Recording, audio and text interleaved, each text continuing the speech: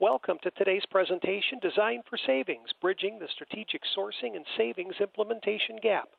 It's now my pleasure to introduce your content moderator for today's presentation, John Yuva. John serves as Managing Editor for Inside Supply Management, the flagship publication of Institute for Supply Management. John, welcome to the program. Thank you, David. Today's program is 60 minutes long. To receive your continuing education hour, you will need to be connected for the full event. You are encouraged to submit written questions and comments at any time during the presentation. To send in a question or comment, click New Question on the tab below the slides. Type in your question and click Send. Be sure to click New Question for each new question or comment you wish to share. At the conclusion of today's presentation, you'll be redirected to an online evaluation form. Please take a moment and complete the evaluation. We value your feedback. If you'd like a copy of today's presentation, click on the Documents tab on the lower right corner of the screen and select the document that you want to access. I would like to welcome you to today's presentation brought to you by Institute for Supply Management titled Design for Savings, Bridging the Strategic Sourcing and Savings Implementation Gap, and sponsored by Zycus. I am pleased to welcome our presenters for today's event, Jason Bush and Shailendra Singh Rao. Jason is Managing Director at Azul Partners and is regarded as one of the leading pundits in the procurement and supply chain marketplace. He serves as Executive Editor of Spend Matters and is frequently cited by both the business and trade press and blogosphere for his analysis and opinion. Jason's current research interests include the intersection of sourcing and commodity management technologies, supplier management, and supply chain risk management. Shailendra is Product Manager at Zycus, a leading provider of procurement performance solutions. A thought leader and innovator in the field of procurement, Shailendra has been a key strategist at all the stages of the product lifecycle, from conceptualization to growth. At Zycus, Shailendra helps Global 1000 companies achieve their procurement and supply chain objectives and streamline procurement processes. Today's seminar will focus on sourcing success without savings, locking in hard-fought results, and recommendations for implementation. Jason and Shailendra, welcome to the program. Thanks so much, John. It's great to be here. Well, I'm going to take over at this point. Very excited to talk to you guys about a topic I've been passionate about for over a decade.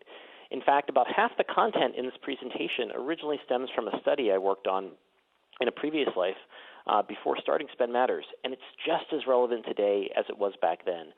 The concept, as we'll get to in a minute, really focuses on how do we design savings, or how do we design sourcing events to implement savings, rather than focusing on unit cost and total cost. How do we think about the ultimate design to drive implemented savings? Seems easy, but it's not. But first, very quickly, a bit of background on us. The Spend Matters Network is comprised of 15 people.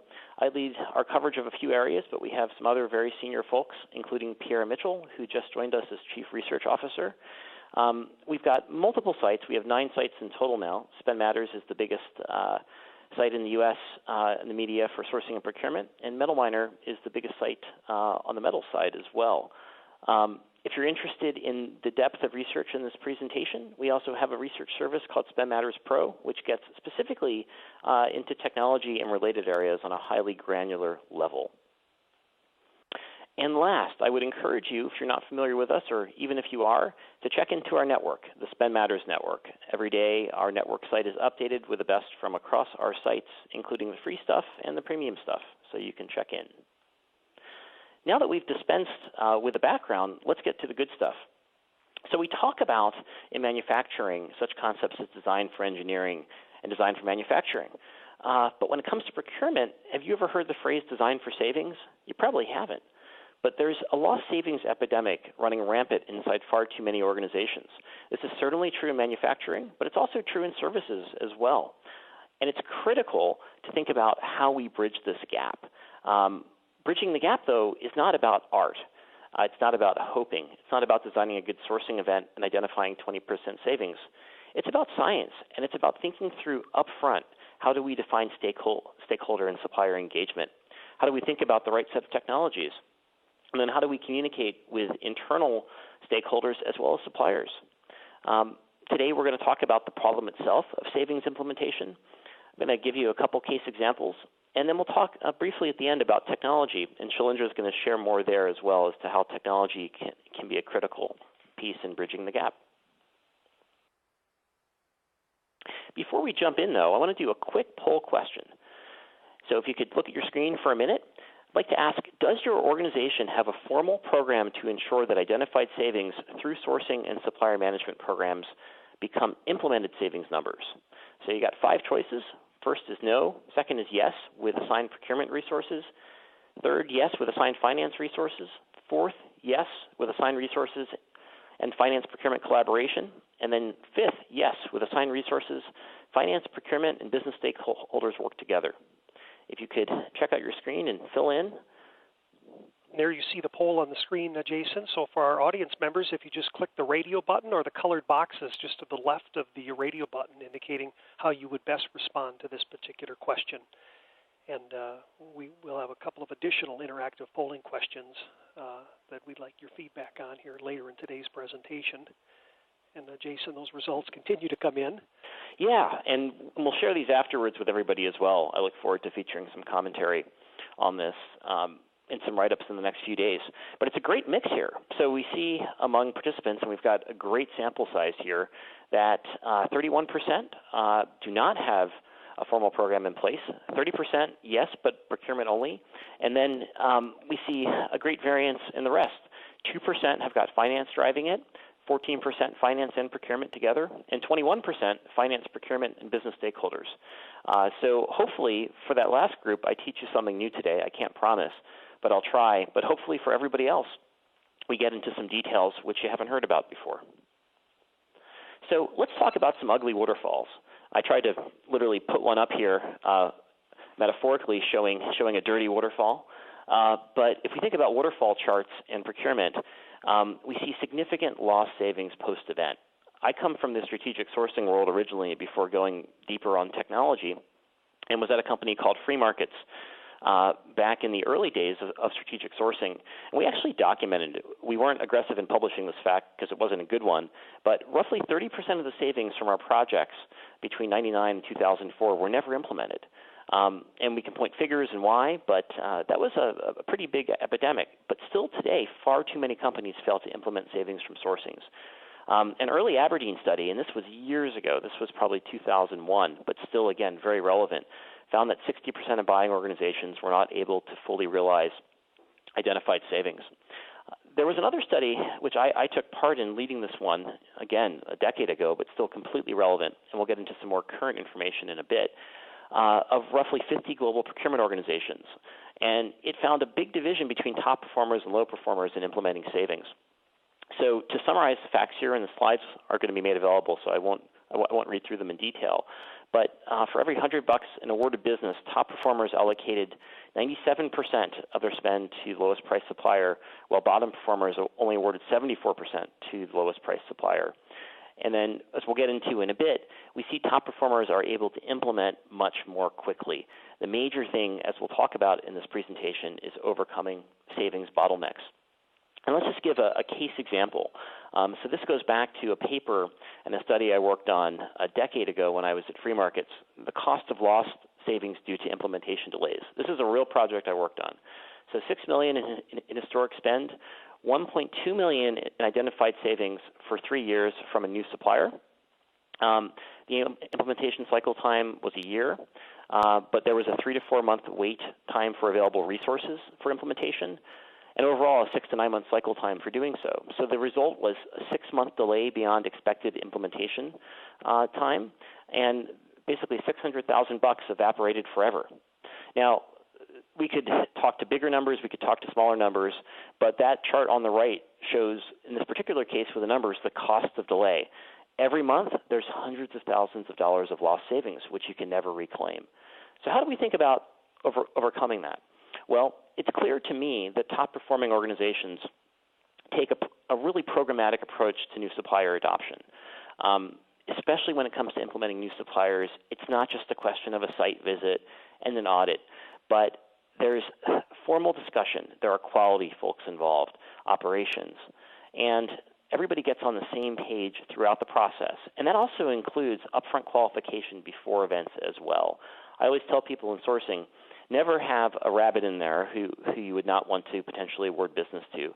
Somebody driving a price down in an event, whether it's a sealed bid or auction or any other format, is really useless and potentially destructive if they don't stand a chance of getting the business. And to realize implementation success, we've got to set up supplier implementation projects right from the start. We've got to think about the right resources, internal or external, to drive adoption. And then we've got to think about the commodities we're working with too. I say commodities loosely. Obviously, base materials are different from moving up the food chain or moving to services, but each category can be quite different. It's important to realize that headcount or software alone is not going to solve the problem. I think software has got a huge place when it comes to implementing savings, but not just software after the fact. We've got to codify and capture the right set of information throughout the sourcing and implementation process, even going back to spend analysis before a given sourcing event. So we've got to really have these things work together. Internal expertise, collaboration. We've got to think about the workflow between our internal stakeholders as well as suppliers, and then we've got to think about a way of documenting this and capturing it in a codified process. So hopefully that provides a fairly quick introduction to the challenge. I don't want to overwhelm you with the specifics of lots of cases just yet. I want to get into some nuances of challenges we see, and then how can we lock in the hard-fought results. I'm going to throw some pretty dense slides at you for a minute here. I apologize, and I'm not going to read them all, but again, the slides are going to be made available. But we're going to go through a few slides as to why savings bottlenecks occur. So this comes down to the fact that I've identified savings in a sourcing event or even an offline sourcing process, but I've got a bottleneck when it comes to implementation. This could be for a new product introduction. It could be a resourcing effort. But I've got to get these savings implemented. And why does that happen, the challenge behind it? First is clearly insufficient resources. Category leads are not enough. We've got to have virtual or ideally full-time resources dedicated to implementation. And we'll talk to a case in a minute as to how that can manifest itself negatively if you don't have it. We've got to have commodity-specific implementation processes. I mentioned this a minute ago. Depending on the category, this could include having quality assurance folks involved, supplier development, production control, logistics. It goes through the line. We've got to think about globally deployed staff as well. Back when we did our original research on this years ago, the China sourcing phenomenon was really kicking into high gear, and few organizations had the right boots on the ground in China. But now it's more than China. We've got to be global. We've got to be in Central Europe. We've got to be in South America. We've got to be in Vietnam. We've got to be in Burma. We've got to be in Thailand. And we need to understand cultural nuances. I am not an expat fan, however much fun it can be in one's career to be an expat. We need local feet on the ground who understand the culture working for our teams ideally, especially in a global environment, to drive savings implementation. Next slide, understanding additional elements of the savings bottleneck. Lack of visibility and accountability is key. So we oftentimes now have good visibility into what we've bought in the past, right? Ideally we do through a spend analysis and BI front end, but we don't have visibility and accountability into driving savings. Ideally, this starts with very close finance and procurement collaboration around setting budgets and even taking budget away before a sourcing event, so everybody's incented to drive the expected results. But it goes beyond that. We've also got to think about the right tools to facilitate data management and document collaboration, and also the process issues. And staff issues, whether they're within procurement or outside in the business, are compounded by process issues. If we don't have a nailed process down for implementing specific categories and implementing new suppliers, we're going to run into huge issues of communication and bottlenecks internally. And then last, don't discount stakeholder interaction. It's very easy to be a process or technology wonk or category wonk, but if we don't have empathy for those inside the company who've got to live with it, for example, that plant manager who's got to deal with the quality of a new supplier who we've identified, or that facilities manager in the case of services, or an IT lead in the case of IT services. We've got to understand their needs and wants, involve them early, and then we've got to really work with suppliers post-event as well. This is where the emphasis, I would say, shifts from being good at negotiation, being good at specifying apples-to-apples comparisons in sourcing, to truly understanding supplier structure and operations and such. And it's really the evolution of the procurement function to a much more strategic role of being empathetic internally and externally and having a greater understanding besides just sourcing. So I want to quickly share a story behind a failed savings implementation case. I won't claim to be a part of this one, though I did see it happen. If I was a part of it, it probably would have cost me my job at the time, but a true case study. So imagine a sourcing event that happened, in this case, in Central Europe. It was a metal stamping supplier who offered a 15% discount compared to others in the market, including incumbents. Imagine post-event that the sourcing organization is completely ecstatic. So we got $1.5 million in savings. And they've got a high-quality Central European supplier with phenomenal references supplying our competition. But what happens? Why the bottleneck? In the first 6 months post-event, the organization does not provide a project management resource. They claim, the rest of the organization claims resources are fully allocated elsewhere. Then finally, 6 months after the initial award decision, a part-time manager is assigned. And while the manager's got positive intentions, she does not necessarily work across functions very efficiently. So as an example here, she doesn't work with manufacturing and product engineers to compare drawings to their current as-built configuration of the part, nor does she check in on recommendations made by the previous supplier. So as a result, the new supplier has actually got to make the tooling twice to accommodate changes. This adds cost, and it slows the production shift over.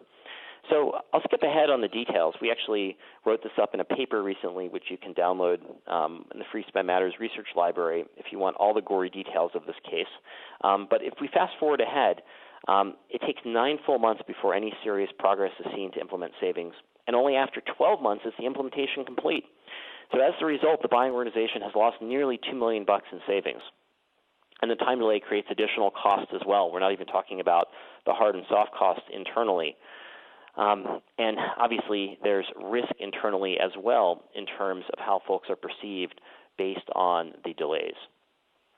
Now, obviously, that's a manufacturing-centric example, but services are key here as well. And we can talk about kind of, services in between the production world and outside of it. So, for example, MRO type services and just-in-time programs around it. We can talk about logistics and the challenges there. But even in pure services, so imagine IT hosting as an example. This is also based on a case I've observed over the years. I wasn't a part of it. But imagine we're bidding out hosting for applications, whether they're internal or external. And IT has given the tentative approval of a list of suppliers to participate. And we think there's material savings in the event, maybe 5 or 10%. We think we might even get better service level agreements out of it as well. Post-event, the preferred supplier based on the procurement recommendation and the lower-level person in IT who was part of it is a supplier who looks quite good, but a more senior IT stakeholder who wasn't deeply involved before has concern over the quality of the SAS 70 certification based on who actually did the audit. So based on this getting raised up to the CIO and concerns about compliance, they require an additional auditor to come in and look at the various hosting facilities. So what was initially planned to be a 2-month transition becomes a 6-month transition. And if we looked at what was going to be $1 million in savings in the first year, we have $500,000 in savings lost, and also again stock lost internally between procurement and IT for not specifying upfront what was necessary from a specific compliance perspective, and the fact that one approval from an audit provider would not pass muster with certain resources within IT. So what lessons can we draw from this? The first comes down to quicker implementation, that it's key to have the right processes, resources, and tools in place. And that if we talk about the first example, the organization should have been able to start the implementation process immediately versus waiting 6 months. So if we step back for a minute, what does this mean, whether it's manufacturing or services or other aspects of indirect? Don't go to market with any intent of changing suppliers unless you have the resources up front who can make that switch happen if there's additional work that must be done afterwards. Have the right resources up front. Think about how do we ramp up production quickly as well. So it's not just a question of longer-term switch, but we might have first article testing, approval processes, cycles. So how do we ramp up to production volumes quickly? We've also got to think about the ultimate quality output, so measuring quality from the start. And again, not just contractual service level agreements, but what makes that IT manager or that plant manager happy. Not just letter of the contract, but true satisfaction and comfort level with that supplier. And then savings value. In this case, a combined and coordinated effort among internal users would have increased the volume of the overall sourcing savings opportunities as well. It's critical to remember that savings is only part of the equation. So especially as we think about total cost, certainly purchase price reduction is a major component of new supplier adoption, but it shouldn't be at the center of everything. We've got to think about the overall economic impact that new supplier adoption has got on the supply chain. Think about the total cost. This could be the cost of compliance. So, for example, it could be ultimately around PPM data. It could be around on-time deliveries. It could be around compliance for full container or truckload versus having to expedite shipping via air freight or other types of mechanisms. So we've got to think about the total cost involved, and that goes for the production ramp, but also ultimate production volumes as well. Critical to involve operations, and not post-event, but up front. Think about the supply chain managers, those logistics managers. Think about if you have got dedicated quality resources, get them involved early. This comes down more broadly to bridging the operations and procurement divide. So thinking through how do we bring these folks together to truly identify all the possible supply risks up front. In this case, forget about just basic financial enrichment data. Will my supplier be in business? If you're not doing that already, you've got a problem. Think about the other risks involved around implementation and what we need to get all the right feet on the ground in the right places. If we do this right, it can empower an organization to really overcome challenges and get to those cost reductions more quickly. And we've also got to think about how we can bring procurement and operations together to not just take supplier claims, supplier certifications on face value, but we've got to think about invalidation as well and make sure, per that example I shared around IT, that given compliance levels are acceptable based on the certifying authorities. We've also got to think about how we can move quickly as well and the criticality of those initial months post-event.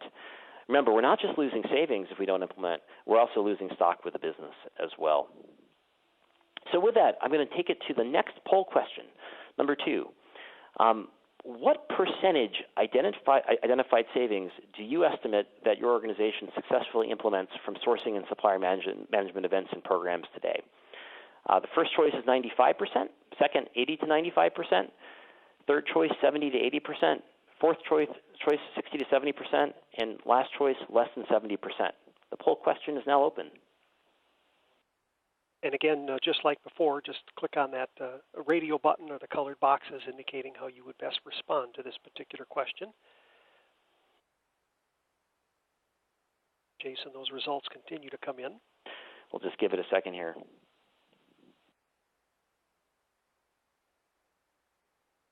We'll have 2 additional polling questions, too, coming up later in today's presentation.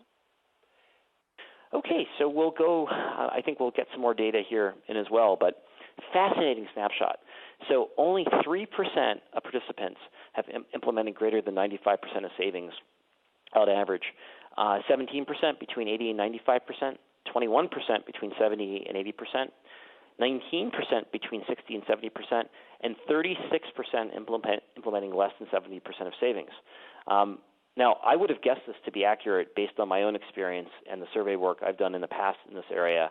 And point being, we can do everything right as sourcing professionals and not implement savings. And we can point fingers.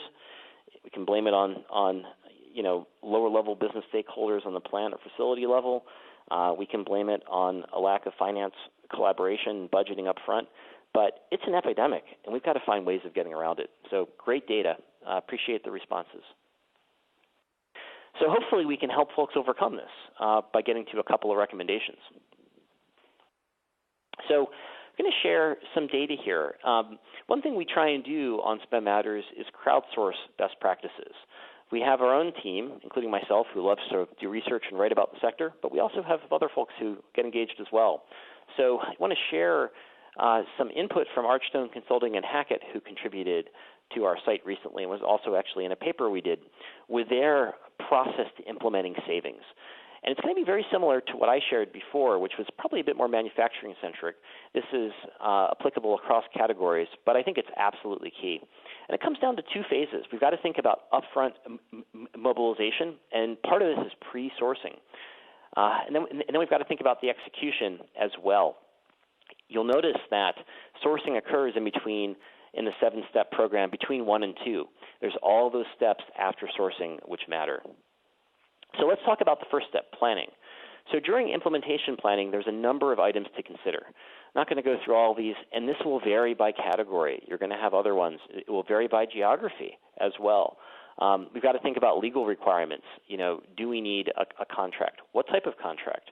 Within automotive, there have been questions recently about the efficacy of blanket POs, for example. But certainly the legal piece is huge.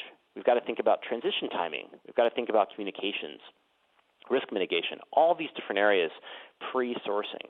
So this comes down to, as we're designing our supplier list, making sure that everybody who can participate could potentially meet these requirements, or we believe and they can meet them after the event, but try and do as much upfront as possible. And above all, get buy-in from those who matter internally. If it's manufacturing, operations, engineering, and quality, if it's services, it's those business stakeholders. It could be finance, for accounting, audit spend, legal spend. If it's marketing, it could be the CMO and folks who work with her, working with the agency of record, as well as others engaged in the process, whether it's creative or print or other areas. Certainly if it's IT, there are many different stakeholders within IT based on the category. But get buy-in up front and plan together. The next piece is what Archstone describes as agreement conversion. This is key. So strategic sourcing processes, as they note, often terminate with some form of negotiated agreement. But it's not always codified into an actionable document. So in terms of capturing this, there are different types of documentation. There's tenets of agreement. There's memorandums of understanding. But just as in a mergers and acquisition agreement, these are typically non-binding. But in procurement, we rarely have breakup clauses, unlike in the finance world. So we've got to think about how we can not only have agreements which might have more teeth to them, but also in getting past those quickly to driving to a true contract. So then we've got to convert things to a formal agreement. We've got to think about protections. But we've also got to remember that a legal contract can take time. There's one BPO in the procurement sector who's got numerous attorneys on staff who literally focus on just driving to contract conversion quickly. They might not have the best category experts. Maybe they do. But huge focus on attorneys to drive contracting, working with both suppliers and the ultimate buying organization. So drive to contract as quickly as possible. That can be a significant bottleneck. Internal communications is the third piece. I love this term, silent sabotage. It happens all too often. And it might be silent to you as the procurement stakeholder, but it's not silent to those who the saboteur is trying to turn against the process or turn against the supplier. I've seen this at all levels, having been involved in sourcing projects. I've seen the CEO of a middle market company try and sabotage a process before because he was not happy with changing suppliers.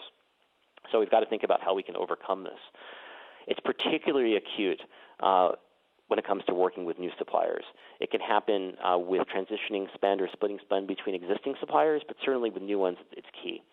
So what are some examples to look for here that you got a problem? Never before mentioned business issues cropping up. Oh, our lead time requirements are 10 days versus 20. Well, didn't hear that one before. Rejections for previously approved deviations, and obviously foot dragging on sign-offs as well. So how do we overcome this? Definitely executive support, a focus on selling the benefits of the new agreement, and targeted messages to impact all stakeholders. So think about the roadshow here, right? Preferably in person, ideally, if not via WebEx or Cisco telepresence, but try and get all the folks involved, whether you're a small company or big company, around communications internally. External communications matters just as much as well. This becomes even more complicated in multi-tier supply chains in cases where you've got a tier one supplier doing work on your behalf with lower tier suppliers as well. If you're in a make-buy decision, this becomes even further complicated too. So we need a plan for working with external stakeholders. We've got to think about the time and effort involved in it. We've got to think about focusing on the elements of winning proposals as opposed to strictly what a supplier did and did wrong. So rather than risk slapping if something happens, how do we correct and course correct as we go? Mention here the single point of contact being key too. And then for successful suppliers, it's important to play the role of ambassador for your company and determine how best to connect supplier personnel to the various stakeholders within the buying organization. So this becomes at this point not just necessarily a salesperson on the supplier side, but truly an account manager making things happen even before ramp if necessary. Now let's move on to the next phase, post-event. Driving to kickoffs is number 5. So kickoff meetings set the tone for new supplier relationships. They can take lots of forms. Your objectives should include, just to name a few from Archstone, agreeing on transition time and priorities, looking at performance metrics, creating cross-organizational matrices and protocols, setting the right dates for feedbacks and forums along the way. So, really nailing down a process, thinking through, all the efforts that have got to go onto a Gantt chart, and then tying them to the internal kickoffs as well. We've got to think, too, about the phase-in, phase-out process. This is when the blocking and tackling of the implementation efforts really begin to occur. We've got to think about maximizing the speed. This might include having more folks involved at a given point in time who parachute in for that critical phase-in period.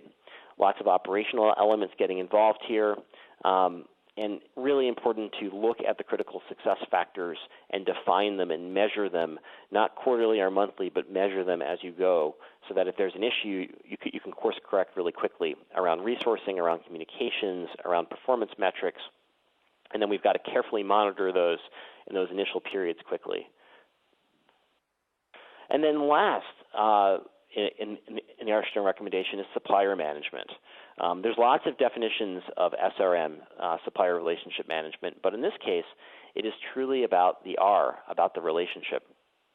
And the value of this can be really significant. One Hackett study from 2011 found that companies with top-performing SRM programs can realize benefits in excess of 3% of spend just from SRM in terms of benefits that accrue to the bottom line from more strategically working with and engaging suppliers and developing them, and certainly transitioning spend post-event. And we've got to think about how these programs can tie back to a broader vision and strategy and governance. We've got to think about that across the supply base, so we don't treat all suppliers equally. And then we've got to think about all the KPIs we tie this back to. We've done a tremendous amount of work at Spend Matters over the years looking at supplier performance and risk management. If it's a topic you're interested in as much as we are, we would strongly encourage you to look at our research library. There's a ton of free research available, and there's a lot of deeper research to our subscribers too. But a very critical topic, SRM for sure. And we don't want to downplay technology. You're going to hear from Shalindra in a minute here around technology. But 4 areas we think are really key around technology, and again, would encourage you to look at our research here if you're interested in it more closely. But 4 different classes of technology we think can be critical in the savings implementation game. The first is demand aggregation upfront, so really understanding, and we don't say demand aggregation necessarily across company or within a GPO type environment, but literally across divisions. So how do we look at rationalizing different SKUs, rationalizing specifications, and getting on the same page? This can require taking bill of material information in certain cases and understanding the roll-up of spend in different attributes, understanding the commodities that comprise the various bills of material.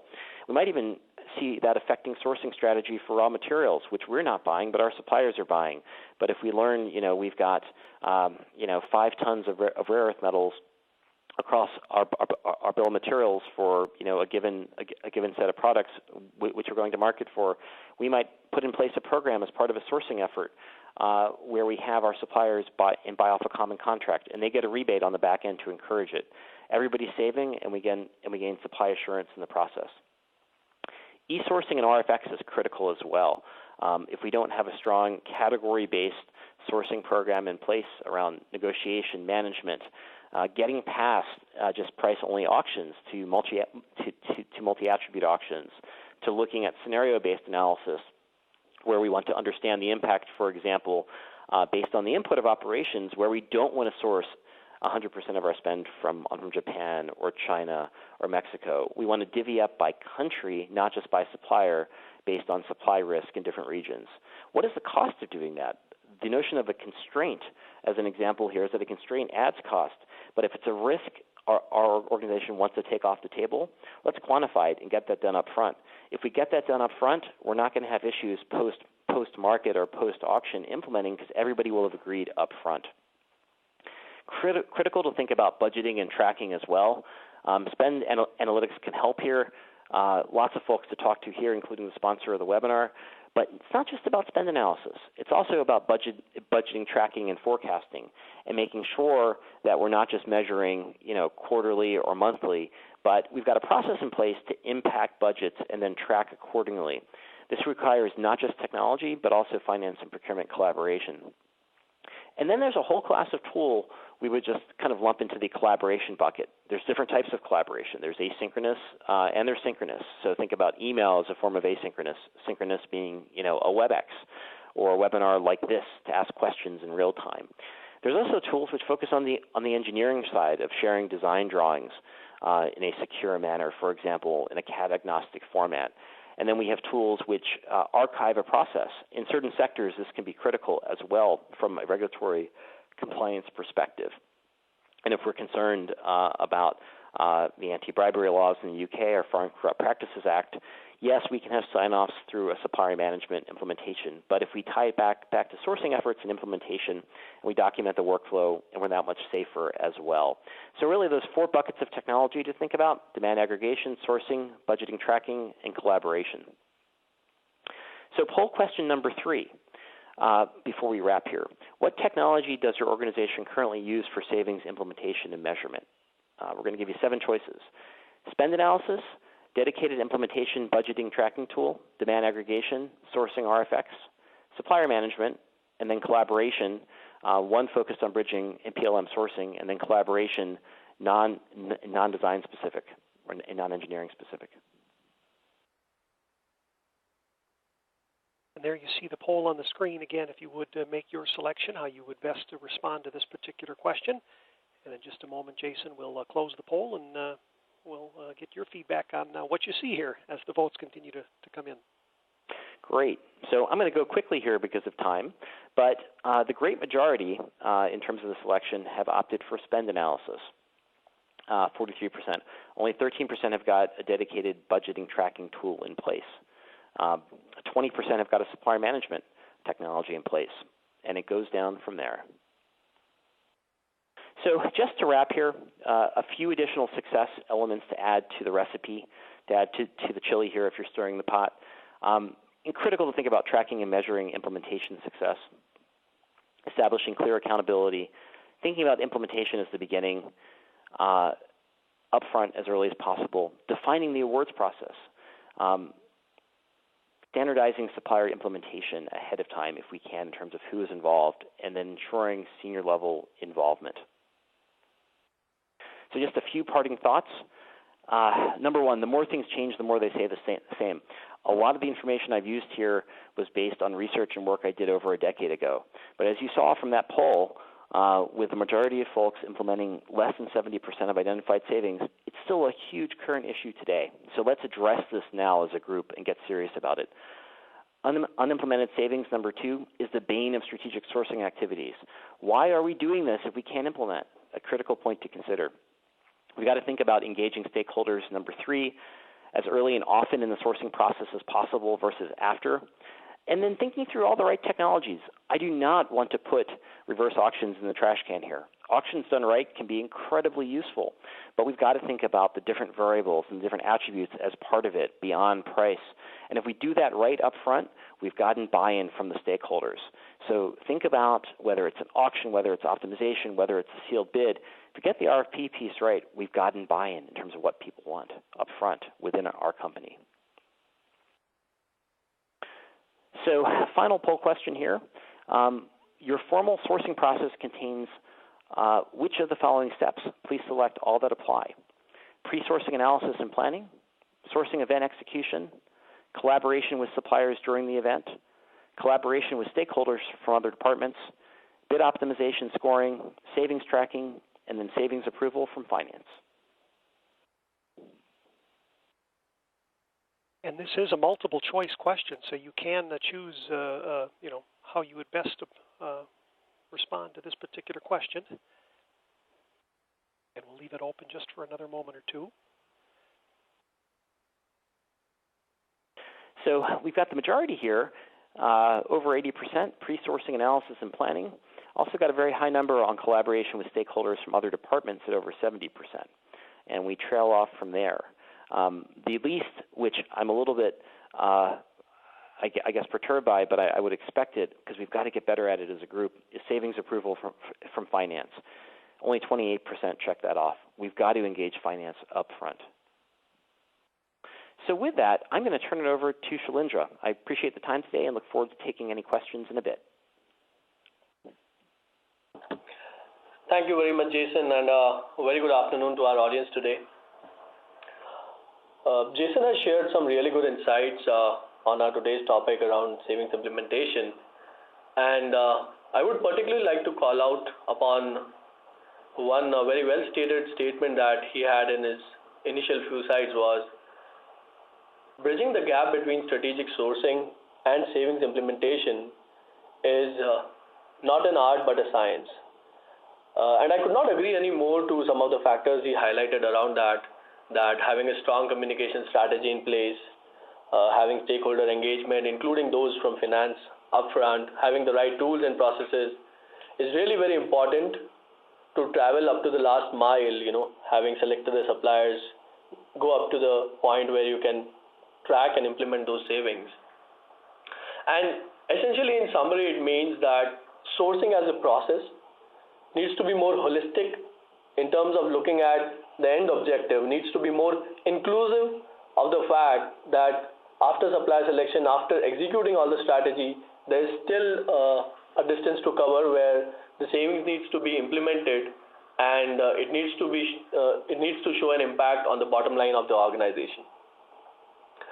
And I think that was evidently clear in the several poll questions we have had today, and Jason has covered in his commentary as well, that savings tracking and getting approval from finance is an aspect which we are still lagging on as a group, as procurement professionals, and that is something which is heavily being focused upon strategic sourcing.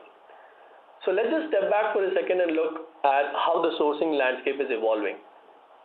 And this is probably a very simple representation of sourcing landscape, which is an ever-changing, ever-evolving area where supply chain professionals, sourcing professionals are constantly evolving to cater to the changing markets, to maintain the bottom line, to go ahead and contain cost, at the same time maintain risk.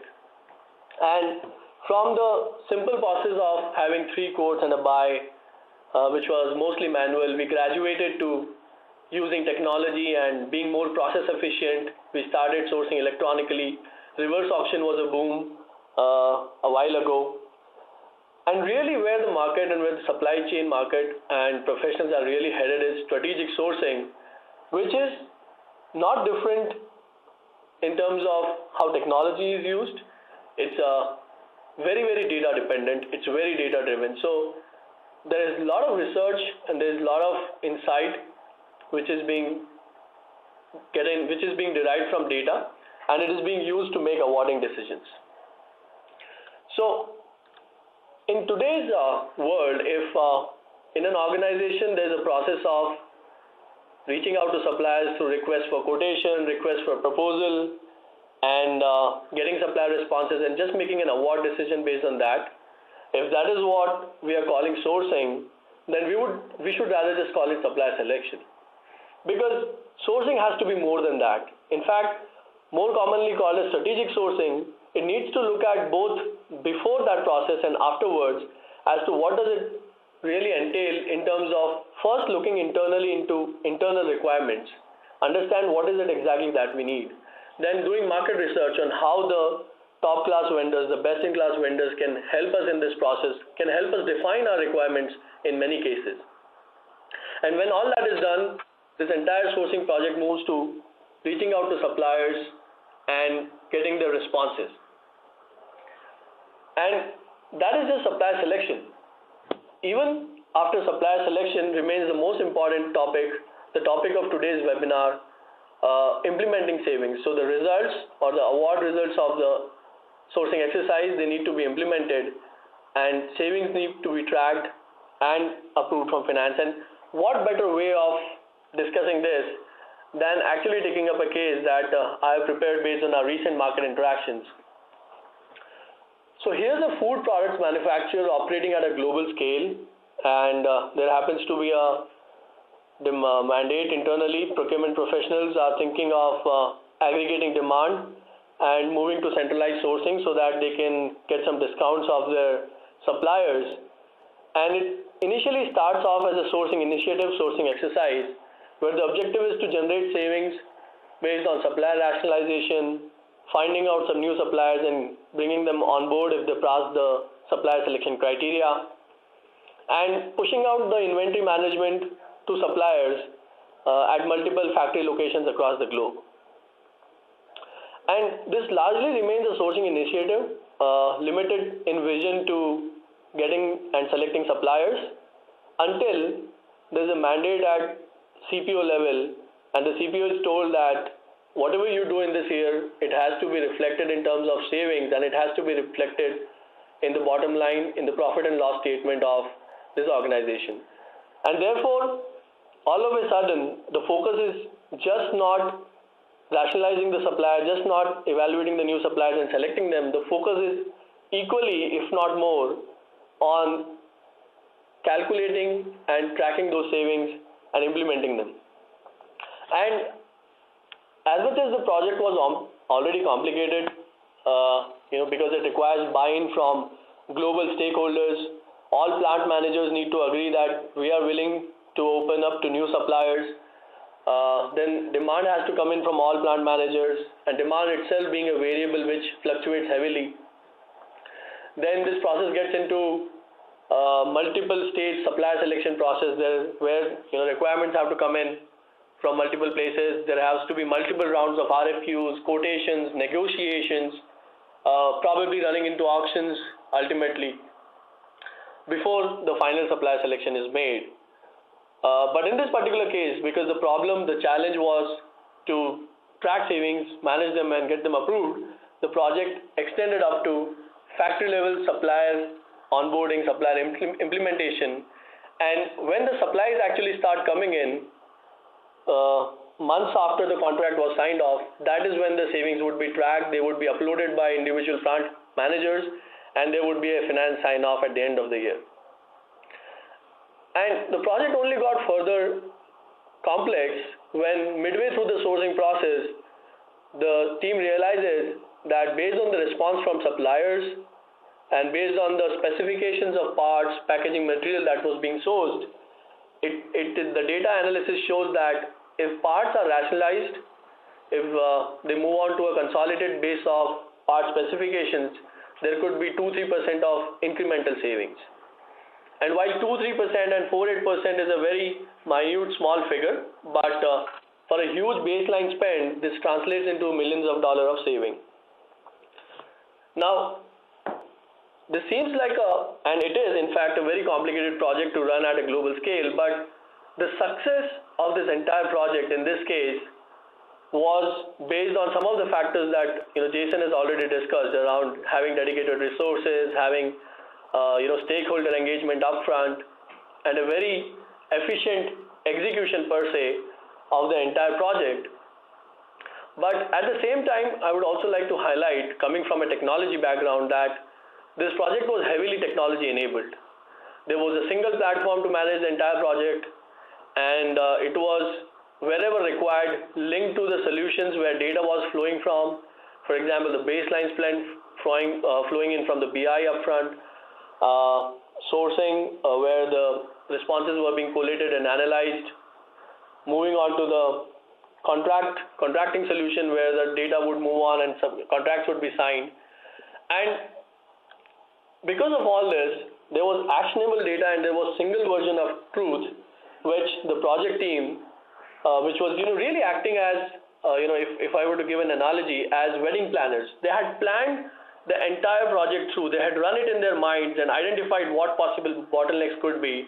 And because of that dedicated team and efficient execution, along with the underlying platform of technology, this project could be managed as a very structured project and could essentially, it's still in the progress, but could essentially head in the right direction of tracking and managing savings.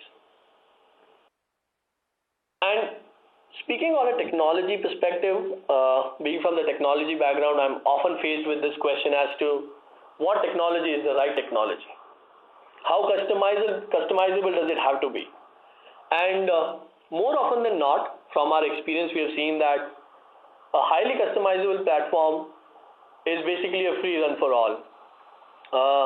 For example, Excel is an open technology. Everybody can create their own template, can float it around, and essentially results into less control. There will be multiple versions, and everybody will find their own way of doing things. And basically, at the end, the Asia offices are operating in their own manner, not as much as in sync with the US and the European office. So that really kind of creates chaos. At the same time, the other extreme of having a very rigid process also has its own disadvantages, because something which might work for Asian market, Asian suppliers, Asian supply chain might not work that well for US, Europe, or Australia for that matter.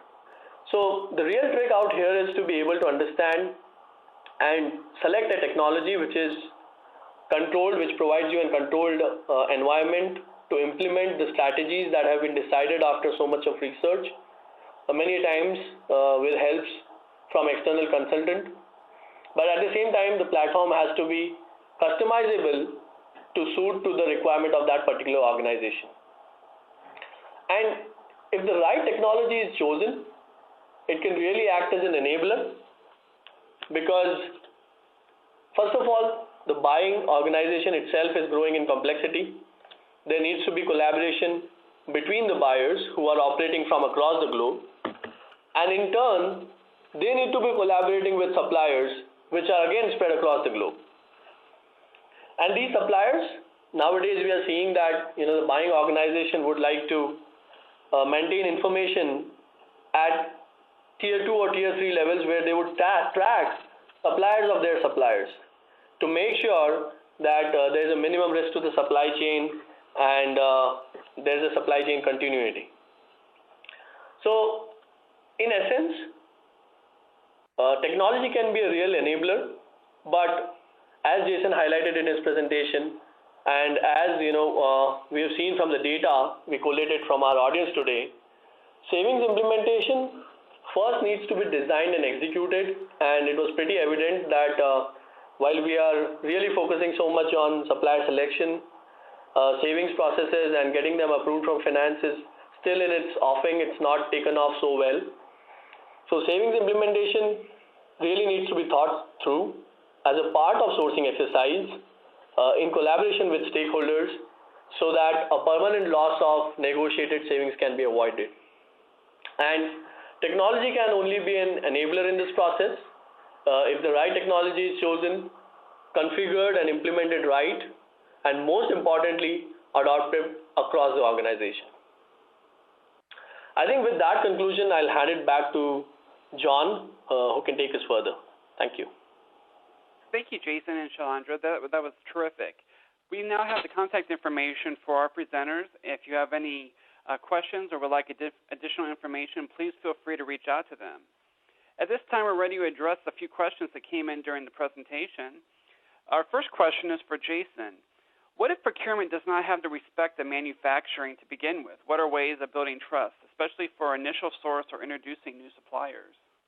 Gosh, I mean, that's kind of chicken or the egg. If you don't have the trust, it's hard to be overly effective. I mean, I'd say the most important thing procurement can do is bringing the right folks into the organization up front. So if you're going to work on raw materials, through to semi-finished products, all the way up to, castings, machinings, or even components. You've got to have the right people involved on the procurement side, often from a manufacturing background, and or you need really good manufacturing engineers working for procurement, working for the category leads. But in terms of building trust from the start, it's not just having the right people. I'd start with something which might be strategic from a procurement angle, so maybe it's a high spend amount, but it's not as potentially risky from a manufacturing perspective. There are some challenges in different industries here. Potentially in automotive and A&D, everything's risky, especially if you need to qualify a new production line again or an existing production line because of changing out suppliers. But start thinking of those, basic castings where there's a decent supply base. Think about, categories like fasteners, where it is direct spend, manufacturing's involved, but, we can pretty much, it's very easy to quantify the cost of quality, quantify total cost, and we can get some wins before moving into what manufacturing might view as more strategic areas. So, think of that delta up front between what, from a procurement perspective, we think is strategic because of savings versus what they believe is strategic based on risk. But that's obviously no substitute for having the right people in procurement in manufacturing in the first place. But great question, because it goes for other categories as well. It goes for services. Having the right folks, for example, within procurement for sourcing IT spend, managing telecom, managing marketing spend. If we don't have the right resources, it's hard to have the respect of the business. Good point. Shailendra, this is a question for you. At what point in time or the sourcing process should someone start seeking help of technology for managing savings? Well, it really depends on certain variables. So it depends, first of all, on the organizational maturity in terms of procurement. And it also depends on how much focus and how much resources does the organization have. But at a very top level, the generic response or comment on that question would be that it needs to be thought upfront. Whatever be the case, whether you may be running short on resources, you just don't have enough focus on savings at this point in time, you're barely managing with your given technology and given manual resources, you're barely managing to run the supply chain, but still the thought of using technology to get to savings needs to be upfront and needs to be planned before you enter the sourcing cycle.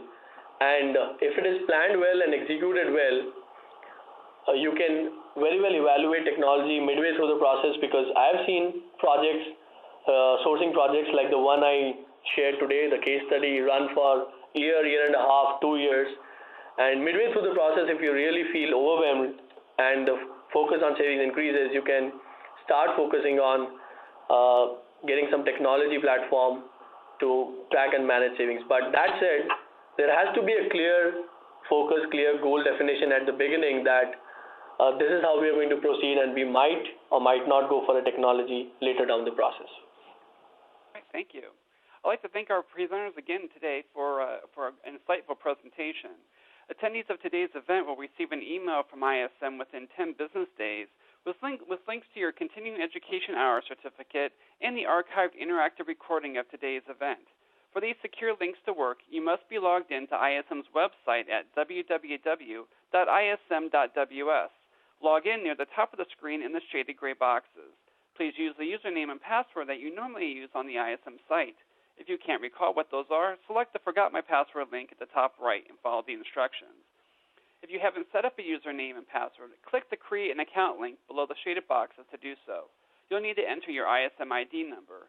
Contact ISM Customer Service at 800-888-6276, option 8 for questions about your ISM ID number. After you are logged in, the link sent in the ISM post-event email will work, and you will be able to retrieve your documents. Save your ism.ws username and password for future events and to interact on ISM's website. I'll turn it back to you, David. All right, that does conclude our presentation, Design for Savings, Bridging the Strategic Sourcing and Saving Implementation Gap, brought to you by the Institute for Supply Management and sponsored by Zycus. We hope you enjoyed today's presentation. Please do not disconnect from the Omnovia software. The online evaluation will appear on your computer screen here momentarily. Your comments and suggestions are important to us as they help us to provide you with future quality programming.